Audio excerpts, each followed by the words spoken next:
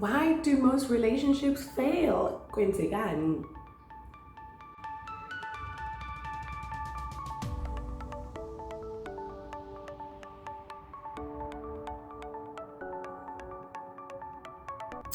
Hello guys, it's been a minute and welcome to my YouTube channel. It's another beautiful day in February and I hope you guys are doing great and that February is already giving you all the love, you know, taking away all the bad vibes. January is done, it's over, and it's the month of love, and I hope everyone is just doing so much better and so much greater and feeling all the love vibes, all the inspiration and motivation to be the best version of yourself. That's what's up, guys. We are Chisa. If you're in Durban, you know what I'm talking about. It's been hot. So on that note, I was thinking, what on earth do I talk about? It's the month of love. It's the month of celebrating all things relationships, marriage, and just really celebrating it, because let's be honest, most of the time relationships or marriages are put under scrutiny, put under a bad light, and I thought I want to speak in a way that's just going to be uplifting and really positive when it comes to relationships. But I thought, no man, I do also want to be honest enough to say I'm kind of worried. Like, we're hearing about breakups, divorce, whatever the case may be, just relationships not working out so often, and it's so crazy. And I think it's very important for us to sort of touch on that. I know we all have different experiences when it comes to why we break up, why we separate, whatever the case may be. And I know your story can enrich my journey, and my story can enrich your journey. So I'm going to talk from a very subjective place, because I only know my journey, my experience, and those and that of the people that are around me. And so everything I know, I'm sharing it from that kind of space. But feel free to sort of jump in, drop those comments, and tell me what you think. Why do most relationships fail? Kwenzekani?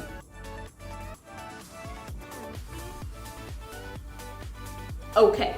I think most of us have this really crazy idea, and I call it crazy because I think about it and I think, okay, you guys, there's no way that anyone could ever believe this. And maybe at some point in my life as a younger person, I believe this, but there's no way you can think that another person that you've never met and you've just met is going to complete you, or somewhere, who's out there who's going to complete your life and just make you this happy person. You know, your life is going to be happily ever after. I think that is such a crazy, disturbing idea that we've held on to for the longest time. And maybe we meant well, but I don't think the results of having or holding on to that idea are good for impilo zethu. And I say that because this person comes into our life and we simply put them in a box. And this is a box filled with so many expectations that we place on this person. Whoa! And hell breaks loose if this person does not live up to that standard.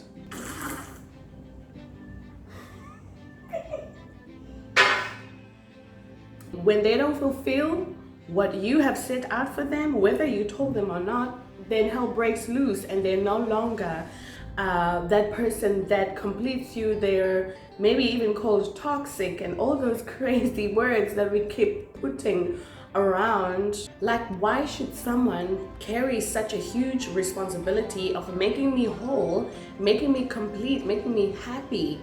I think that's absurd. That's ridiculous, and it can't be that we normalize that kind of thinking where we think that we can step back and allow the other person or give the other person so much power, you know, to say they can complete us. Without them, we're incomplete. That's one. Without that person, you know, we cannot access happiness within our own self. Like, I don't know, but there's something really wrong with that. And most of the time, it's that kind of preconceived idea of someone holding my happiness, holding my wholeness, that sort of crumbles down because that person is just on their own journey of life, trying to figure out who they are, what their purpose is, and what role this relationship plays, in the bigger scheme of things concerning their life. And then there's you. Another thing that I've learned is that we can be so selfish. We're so selfish, so self-centered, guys, when we enter into these relationships. It's all about me. It's all about my joy, my happiness, my this, my that. And I think that self-centered approach to relationship is another thing that frustrates people, that frustrates us, because we end up trying to pull things my way or pull things your way. And if that doesn't happen, then maybe you're not the person for me. Maybe, just maybe, you're sent from the devil to disturb my life. Like we have all these crazy ideas because we're so self-centered, so selfish. And I think maybe it's because all of us are born with this desire to be loved as we are. But we don't know how to manage that desire, that urge of wanting acceptance and being cared for and being valued. I think those are genuine things that we desire and that we should want and should, get. But I don't think our approach is helping us either, especially in the context of relationships. It can't be your way all the time. It can't be my way all the time. There's gotta be balance. There's gotta be a willingness to be open enough to say, I need to sort of relax my understanding of things, relax my own approach and perspective, and make room for this person in my life. I'll be so surprised to find out that there's such an amazing person in this person. What the hell am I saying? There's so much that I can learn from the other person that will enrich my own life journey. I believe that revelation comes and revelation is strengthened, for this relationship when we come together to say, hey, we don't have it all figured out, but we know a God who's got a plan for our lives. And if we choose together to surrender our plan and our ideas and our expectations to God's will for our lives and for our relationship, then we stand a far better chance at making it.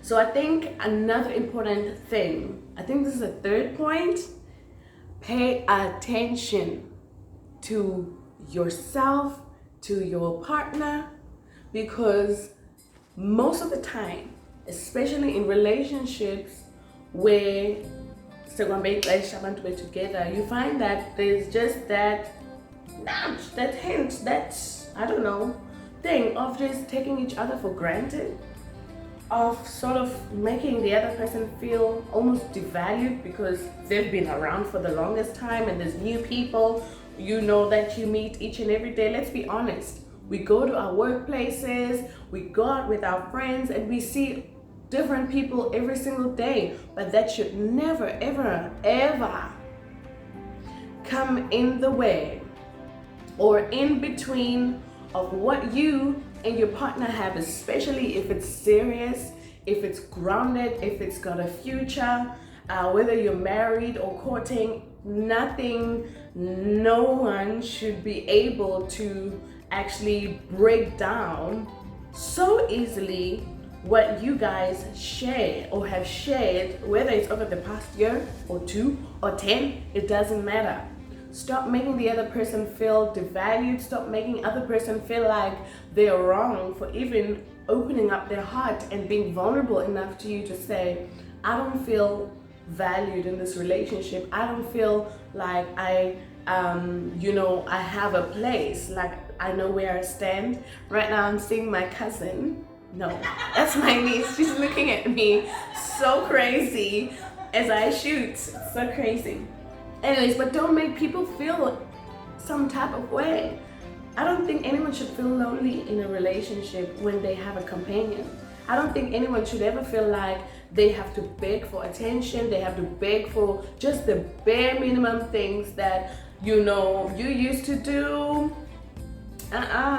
So in this month of love, I think you and I need to sit back, reflect. If you are in a relationship, think about what I've just said and share what your journey has been.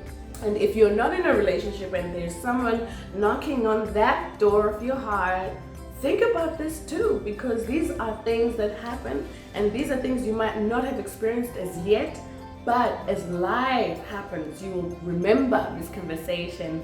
And I hope this really sort of enriches or makes you realize that you're not alone. But anyways, thank you so much guys for watching and for showing so much love. I appreciate you guys.